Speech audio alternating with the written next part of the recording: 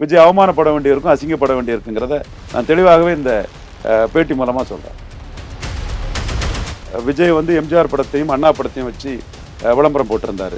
எம்ஜிஆருக்கு எதுக்கு 1.5 ஏக்கரில் நினைவுடன்னு சீமான் கேட்குறாரு. இதெல்லாம் வெளியே வரணும்னா விஜய் மையமாக வச்சு தான் சீமானுக்கு அந்த பப்ளிசிட்டி வரும்.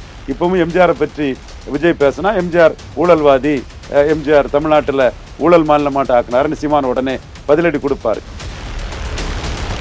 24 விஜய் வரணும், கேண்டிடேட் போடணுங்கிறத சொன்னேன். தவறான ஆலோசகர்களால் வந்து அதை கோட்டை விட்டுட்டாருன்னு தான் சொல்ல முடியும். இன்னைக்கு 4 பேர் எஸ்டாப்ளிஷ் ஆன பிறகு 5வது வந்த விஜய் என்ன சாதிக்க முடியுங்கிறதான் சயின்டிஃபிக்காக என்னோட கேள்வி. நான் சொல்றது கரெக்டா தப்பாங்கிறது விஜய் யோசித்து பார்த்தா அவருக்கு தெரியும். கட்சி ரெஜிஸ்டர் பண்ணாமலே ஒரு லெட்டர் பேட் கட்சி அறிவிச்சு சிஏ எதிர்க்கலாம் சொல்லியிருக்க கூடாது. அப்போ இவங்க ஒரு லெட்டர் பேட் கட்சி, கருத்துக்கள் சொல்லுவாங்க, களத்துக்கு வர மாட்டாங்க, சீரியஸ் பிளேயர் இல்லை, ஏதோ படத்துக்கு ஒரு பப்ளிசிட்டிக்காக இன்வெஸ்ட் பண்ணி கட்சியை பயன்படுத்துறாங்க. ஒரு எண்ண ஓட்டம் மக்கள் மத்தியில் வந்துட்டு.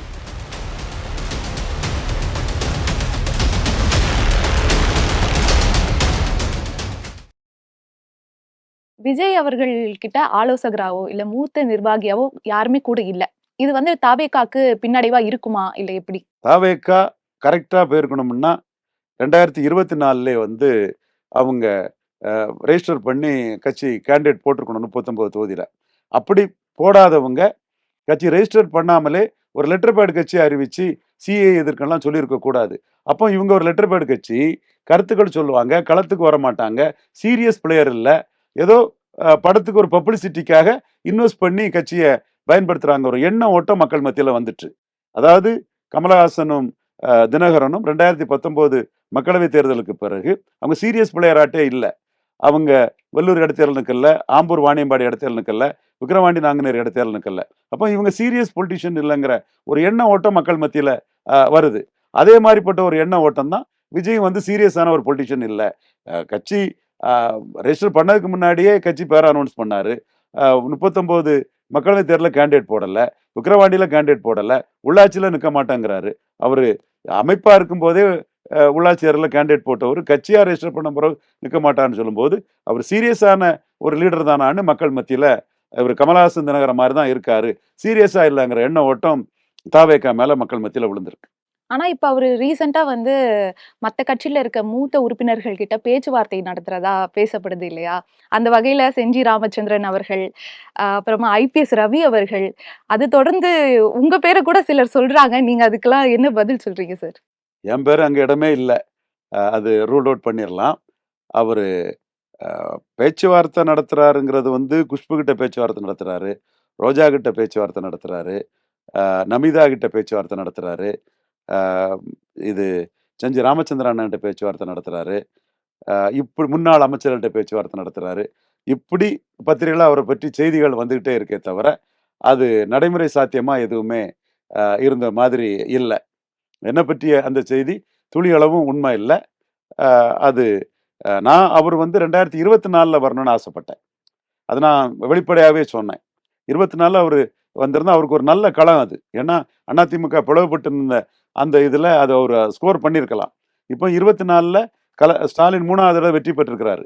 எடப்பாடி பழனிசாமி அவர் பிரச்சாரம் பண்ணி அவர் வந்து 20% வாக்கு பெற்றுட்டாரு. 4வது முறை தனிச்சு நின்ன சீமான் 8.2% வாக்கு பெற்றுட்டாரு. அண்ணாமலை ஒரு அணியை கட்டமைச்சு வட தமிழகம் தவிர மற்ற எல்லா தென் தமிழகம் மற்ற இடங்கள்ல 2வது இடம் என்டிஏன்னு உருவாக்கிட்டாரு. ஒரு 4 பேரும் இன்னைக்கு வந்து எஸ்டாப்ளிஷ் பண்ணக்கூடிய ஒரு சூழ்நிலையை உருவாக்கிட்டாரு. நான் வெளிப்படையாவே 24 விஜய் வரணும், கேண்டிடேட் போடணுங்கிறத சொன்னேன். அது வந்து விஜய் வந்து அதை தவறான ஆலோசகர்களால் வந்து அதை கோட்டை விட்டுட்டாருன்னு தான் சொல்ல முடியும். இப்போ மற்றவங்கெல்லாம் ஸ்ட்ரெங்தன் ஆன பிறகு 5வது ஆளாக வராரு. அது அவருக்கு வந்து பெரிய லாபத்தை கொடுக்காது. இப்போ விஜயகாந்த் வந்து 3வது ஆளாக வந்தார். ஒரு 200 தொகுதியில் விஜயகாந்த் 3வது ஆளாக வரும்போது அந்த 200 தொகுதிகள்லையும் விஜயகாந்த் 10% வாக்கெடுத்தார். ஒரு 34 தொகுதிகளில் விஜயகாந்த் வந்து 4வது ஆளாக வரும்போது அங்கே 3% வாக்குகள் தான் அவர் விஜயகாந்த் எடுத்தார். ஸோ 3வது ஆளாக வரக்கூடிய இடத்துல 10% வாக்கெடுக்கும் போதும் 4வது ஆளாக வரக்கூடிய இடத்துல 3% வாக்கெடுக்கும் போதும் அந்த வேக்கும் வந்து வெற்றிடம்ங்கிறது வந்து தெளிவாக தெரியுது. அந்த 200 தொகுதியிலும் வெற்றிடம் இருக்குது. இந்த 34 தொகுதியிலையும் வெற்றிடத்துக்குள்ள பாஜக, புதிய தமிழகம், ஃபார்வர்ட் பிளாக்கு, எர்ணாவூர் நாராயணன், டி ராஜேந்தர், மாயா வெங்கடேசன், ஜிஜி ரவி, அஹ், ராஜசேகரன், இப்படி பலரும் அந்த வெற்றிடத்துக்குள்ள இருக்கும்போது இவர் நாலாவதா வந்து அந்த இடத்துக்குள்ள விஜயகாந்தால 3.5% தான் எடுக்க முடியுது. அதே அதே ஒரு சூழ்நிலையில இன்னைக்கு 4 பேர் எஸ்டாப்ளிஷ் ஆன பிறகு 5வது வந்த விஜய் என்ன சாதிக்க முடியுங்கிறதான் சயின்டிபிக்கா என்னோட கேள்வி. நீங்க 2024ல அண்ணாமலை என்டிஏ சாதிக்கல, பன்னீர் தினகரன் அந்த பிளவுல எடப்பாடி எஸ்டாப்ளிஷ் ஆகல, இவரு நாம் தமிழர் அடுத்த கட்ட ஜம்ப பெறல. அப்போ அந்த இடம் வந்து போட்டியாளர்கள் வந்து காங்கிரீட்டா இறுக்கமா நல்ல பிடிமானத்தோட ஆகல. அப்போ அது நல்ல இடம்.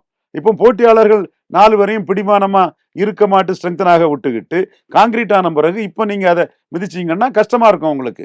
அது ரொம்ப இலகுவா இருக்கும். இது நான் சொல்றது கரெக்டா தப்பாங்கிறது விஜய் யோசித்து பார்த்தா அவருக்கு தெரியும். அப்போ தவறா வழி நடத்திருக்காங்கிறது தான் 100க்கு 100 உண்மையான விஷயம். இப்போ அவர் ரொம்ப கடினமான டெரைன்ல போர் புரிய வராரு. சிக்கலா தான் விஜய்க்கு இருக்குது. அது என்னோட கணிப்புப்படி குறைஞ்ச சதவீத வாக்களை தான் நான் கொடுக்குறேன். பட் அவர் உழைக்கட்டு வரட்டு, பார்ப்போம். 214 போட்டாதான் அவருக்கு இந்த சூழ்நிலையிலும் பெட்டரா இருக்குங்கிற என்னோட கணக்கு. 39 2024ல போட்டிருப்பாருன்னா இப்போ நல்ல பொசிஷன்ல அவரு பெரிய பிளேயரா இருந்திருப்பாரு. இப்போ பேப்பர்ல காகித புலியா பேப்பர் டைகராட்டு பேசிட்டு இருப்பாங்களே தவிர ரியல் பொலிட்டிக்ஸ் 2026 பிப்ரவரியில வரும்போது விஜய கூட்டணிக்குன்னு யாரும் தேட மாட்டாங்க. அப்போ இப்போ கூட விஜய்க்கு நான் சொல்றேன், கூட்டணிக்குன்னு தேடுவாங்க, அவர் தேடுவாங்க, இவர் தேடுவாங்கன்னு நீங்க எதிர்பார்த்தீங்கன்னா மிக மோசமான ஏமாற்றத்தை சந்திப்பீங்க. ஒட் எவர் மேபி கால் எடுத்து வச்சுட்டீங்க, 214க்கும் கேண்டிடேட்டை தயார் பண்ணிடுங்க. அது தயார் பண்ணாம நீங்க களம் கண்டீங்கன்னா விஜய் அவமானப்பட வேண்டியிருக்கும், அசிங்கப்பட வேண்டியிருக்குங்கிறத நான் தெளிவாகவே இந்த பேட்டி மூலமா சொல்றேன். அப்போ விஜய் அவர்கள் இந்த போட்டியில இப்ப இருக்கலாமா இல்ல இதோட கிளம்பிடலாமா? அவர் பண்ண வேண்டிய முடிவு. இதுல அவர் சீரியஸ் பிளேயரா இருக்கிறதா நல்லது. விஜயகாந்த் சீரியஸ் பிளேயரா வந்தாரு. தேர்தலுக்கு ஒரு நியர்லி ஒரு 8 மாசம் முன்னதான் வந்தாரு. வந்து உடனே களத்துக்குள்ள வந்தாரு. நானே விஜயகாந்த் கிட்ட இது கும்மிடிப்பூண்டி காஞ்சிபுரம் எப்படி இருக்குன்னு சொல்லும்போது களம் வேறு, காட்சிகள் வேறு. இன்னைக்குள்ள நிலைமை இல்ல. திண்டுக்கல்ல எம்ஜிஆர் தேர்தல் நடக்கும்போது ஜனநாயக நெறிமுறைப்படி நடந்துனாரு. திமுக ஆட்சி ஜனநாயக நெறிமுறைப்படி திண்டுக்கல் எலெக்ஷன் நடத்தினாங்கன்னு சொன்னாரு. இப்போ இடைத்தேர்தலாம் ஜனநாயக நெறிமுறைப்படி நடக்காதுங்கிறது தான் அவருக்கு பதிலா இருந்தது. நான் கும்மிடிப்பூண்டியில உங்களுக்கு தெலுங்கு தாய்மொழி மக்கள் இருக்குது, ஏறி வரலாங்கிற ஒரு கருத்தெல்லாம் நம்ம சொல்லும்போது அவர் அதுக்குள்ள வரல. டைரக்டா ஒரு மிகப்பெரிய மாநாடை நடத்தினாரு, தெளிவா ஆர்கனைஸ் பண்ணாரு, 214 கேண்டிடேட் போட்டாரு, 8.3% வாக்கு எடுத்தாரு. அதே மாதிரி விஜய் வந்து 214 கேண்டிடேட்டை இப்போ கைக்குள்ள எடுத்து வச்சிருக்கணும். அதுல தவறிழைத்தா அது பெரிய பின்னடைவை விஜய் கொடுக்குங்கிறதா என்னோட கருத்து. இப்போ விஜயகாந்த் அவர்களையும் விஜய் அவர்களையும் ஒப்பிட்டு பேசுறாங்க. நீங்க அதை எப்படி பாக்குறீங்க? விஜயகாந்த் வரும்போது 3வது இடத்துல யாருமே இல்ல. விஜய் வரும்போது 3வது இடத்துல என்டிஏ இருக்குது, 4வது சீமான் இருக்கிறாப்புல. இதுல சீமான் தான் தனித்துவ தலைவரா 3வதுங்கிற ஒரு கருத்தை சொல்றாங்க. நான் மறுக்க வரல. தனித்துவ தலைவரா சீமான் உட இதுங்கிறது பெரிய சாதனை தான். அதை நான் குறைச்சி மதிப்பிடல. ஒரு என்டிஏங்கிறது 18% வாக்கெடுத்தவங்க அங்க என்டிஏ இன்டாக்டா இருக்காங்கிறத நாம பதிவு பண்ணி தான் தீரணும். ஸோ 5வதா தான் விஜய் வராரு. ஏற்கனவே அரசியல் களத்துக்குள்ள 4 பேர் இடத்த பில்ல பண்ணி நிற்கிறாங்க. இங்க மற்றவங்க இஷ்யூ பேஸ்டா பார்க்குறவங்களுக்கும் இண்டிவிஜுவலை மையமாக வச்சு விஷயத்தை பார்க்குறவங்கள வித்தியாசம். நான் இஷ்யூ பேஸ்டா பார்க்குறேன். விஜய் வரும்போது 3வது யாரும் 200 தொகுதிக்குள்ள இல்லை. இப்போ 4வது வர 214 தொகுதியிலையும் ஆள் இருக்குது. இதை தாண்டி சுயேட்சையா ஒரு 30 தொகுதிக்குள்ள ஆள் வந்தோன்னா அந்த தொகுதியிலெல்லாம் விஜய் வந்து 6வதா தான் வரணும். எத்தனை இடத்துக்கு வராருங்கிறது 2வது விஷயம். ஸோ இந்த தனக்கு முன்னாடி இருக்கக்கூடிய 2 சக்திகளை ஃபைட் பண்ணி தான் 3வது 4வது சக்திகளை ஃபைட் பண்ணி தான் 2வது 1வது சக்தியை ஃபைட் பண்ண வரணும். எடுத்தெடுப்பிலே ஜம்ப் பண்ணிட முடியாது. விஜயகாந்த் எடுத்தெடுப்பிலே 3வதுங்கிற அந்தஸ்தை 200 தொகுதியில வந்துட்டாரு. அவருக்கு இருந்த அந்த ஆப்பர்ச்சுனிட்டி விஜய்க்கு இல்லை. ஆனா விஜயகாந்த் ஃபைட் பண்ணது எஸ்டாப்ளிஷ் லீடரான எம்ஜிஆர், ஜெயலலிதா, கலைஞரை ஃபைட் பண்ணாப்புல. இங்க அந்த அளவுக்கு எஸ்டாப்ளிஷ் பண்ண லீடர் இல்லைனாலும் கூட ஸ்டாலின் 3 முறை நின்று ஒரு அவங்களையும் தாண்டிய ஒரு வெற்றி வீரரா ஸ்டாலின் இருக்கிறாருங்கிறதும் யதார்த்த அரசியல்ல மறுக்கவோ மறைக்கவோ முடியாத உண்மை. இப்ப சீமான் அவர்கள் கிட்ட வந்து ஒரு கொஞ்சம் ஓட் பேக் இருக்கு. இருந்துமே தாவேகா தலைவர் விஜய் பத்தி அவர் அந்த கூட்டணி பத்தி அவர் மட்டும் தான் தொடர்ந்து பேசிக்கிட்டே இருக்காரு. விஜய் அவர்கள் ஒண்ணுமே அதை பத்தி கண்டுக்க கூட இல்லை. இது எப்படி பாக்குறீங்க? ஏன் அவர் அப்படி பண்றாரு? அவரு விஜயை பற்றி தனக்கு பப்ளிசிட்டி தேடுறாரு. விஜய் சீமான் கம்பேரிசன் தனக்கு லாபம்னு நினைக்கிறாரு. தொடர்ந்து தனிச்சு போட்டியிடக்கூடிய சீமான் தனிச்சு தான் போட்டியிடுறாரு. விஜய் வந்து எம்ஜிஆர் படத்தையும் அண்ணா படத்தையும் வச்சு விளம்பரம் போட்டிருந்தாரு. எம்ஜிஆருக்கு எதுக்கு 1.5 ஏக்கர்ல நினைவிடம்னு சீமான் கேட்கிறாரு. இதெல்லாம் வெளியே வரணும்னா விஜய் மையமா வச்சு தான் சீமானுக்கு அந்த பப்ளிசிட்டி வரும். நம்ம கமலஹாசன் எம்ஜிஆர் ஆட்சி அமைப்புன்னு சொல்லும்போது, எம்ஜிஆர் ஊழல்வாதி, ஊழல் பெருச்சாளிகளை வளர்த்தாரு, சாராயவாரிகளை கள்ளி தந்தை ஆக்குறாருன்னு கமலஹாசனுக்கு எம்ஜிஆர் ஆட்சியை எதிர்த்து சீமான் பேசினாரு. இப்பவும் எம்ஜிஆரை பற்றி விஜய் பேசினா எம்ஜிஆர் ஊழல்வாதி, எம்ஜிஆர் தமிழ்நாட்டில் ஊழல் மாநிலமாட்ட ஆக்குனாருன்னு சீமான் உடனே பதிலடி கொடுப்பார். இதுக்கெல்லாம் ஒரு கம்பாரிசனா வந்து எம்ஜிஆர் ஆட்சின்னு சொல்லக்கூடிய சொன்னால் விஜய மக்கள் ஏத்துக்கிறாரா, எம்ஜிஆர் ஊழல்வாதி சாராய வரிகளை கல்வி தந்தையாட்ட ஆக்கினாருன்னு சொல்லக்கூடிய தன்னை மக்கள் ஏத்துக்கிறாங்கிறது தான் சீமானுக்கு அல்டிமேட் பிளான். அதைத்தான் கமலஹாசன் விஷயத்திலையும் சீமான் பண்ணாரு. கமலஹாசனை நேர்லயே போய் பார்த்தாரு.